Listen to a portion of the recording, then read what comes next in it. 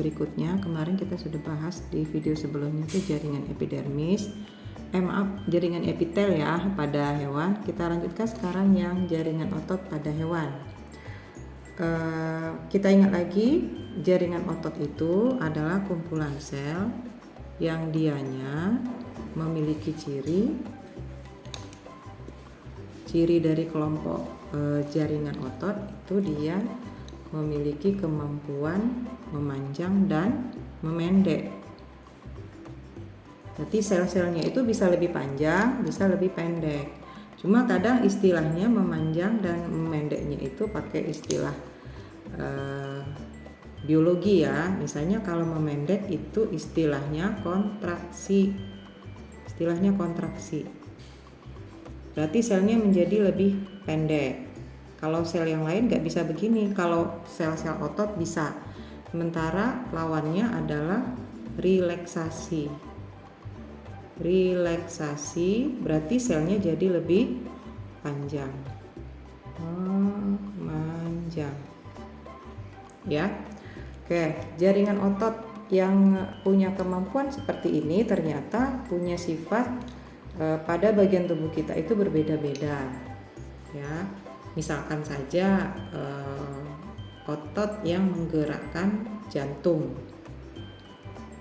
Yang menggerakkan jantung itu sifatnya beda dengan otot yang menggerakkan usus. Usus kita kan juga bisa bergerak, ya.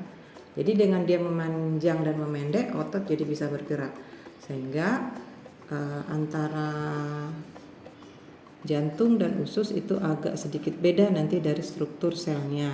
Dengan otot yang ada pada tulang juga beda. Jadi otot jadinya dibagi menjadi 3.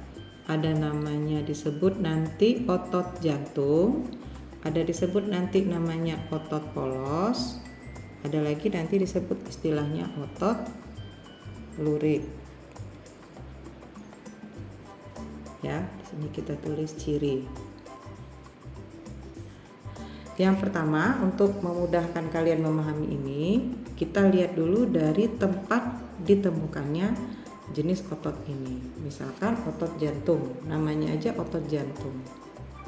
Berarti kita akan menemukan otot jantung ini di mana? Ya, tentu saja di organ jantung.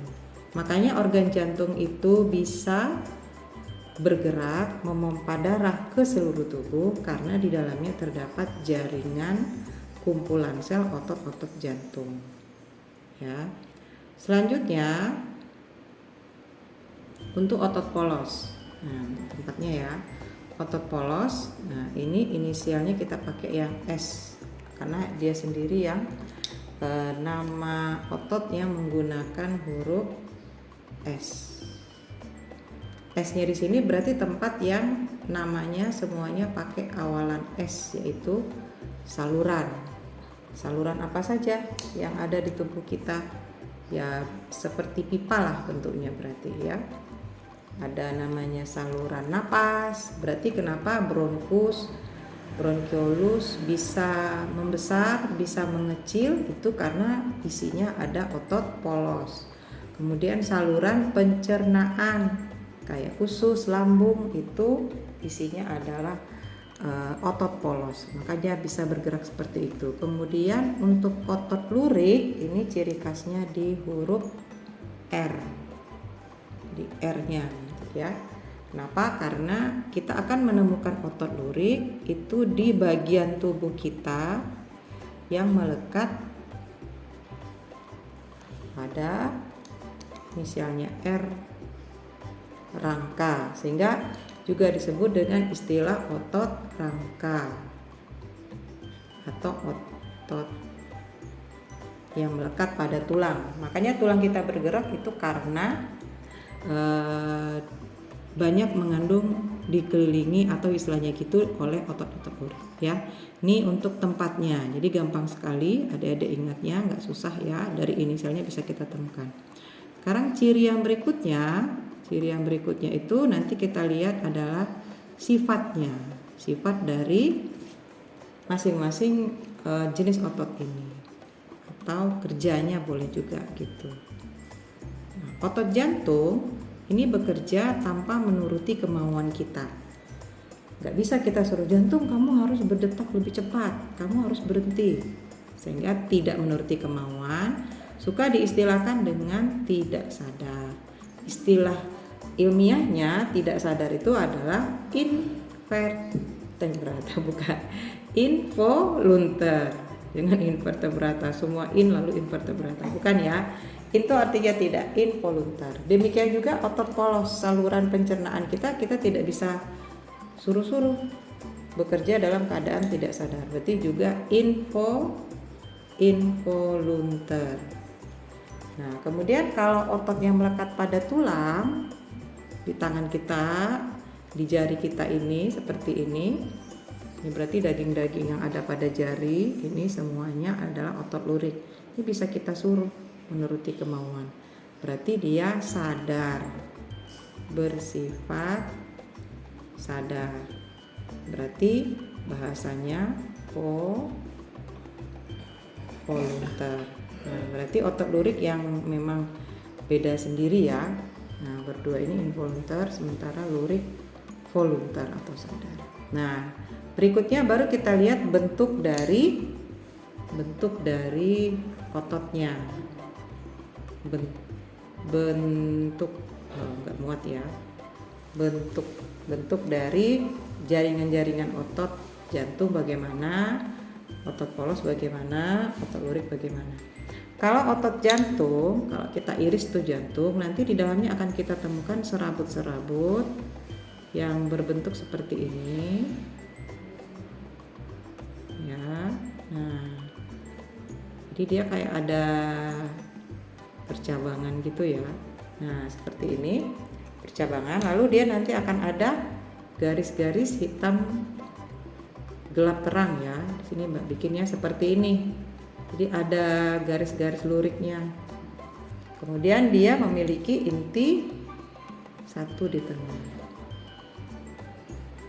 Nah, seperti itu. Sehingga suka dinamakan serabut bercabang.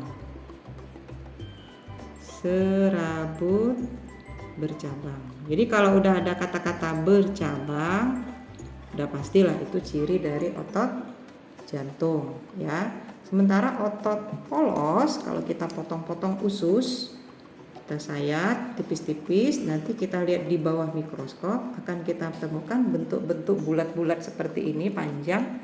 Jadi beda sekali sama ini ya, ada garis gelap, ini enggak. Dan intinya sama-sama di tengah satu. Berarti kita tidak bilangnya serabut, kita sebut dia istilahnya gelendong.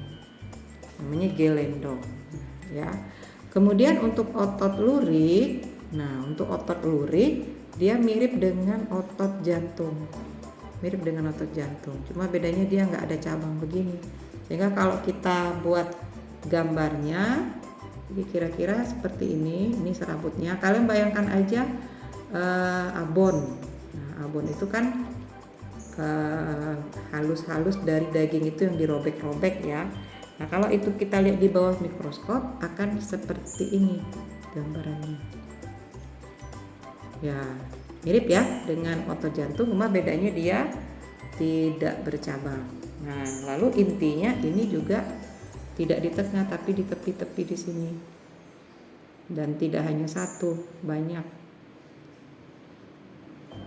Nah, ya, jadi beda sekali sehingga suka dinamakan serat lintang, otot serat lintang ya. Oke, itu untuk jaringan otot kali ini. Nanti ada tinggal lihat lagi di video selanjutnya tentang jaringan saraf. Nih, coba dilihat lagi ya perbedaan dari ketiga macam otot ini, gambarnya, ciri-cirinya.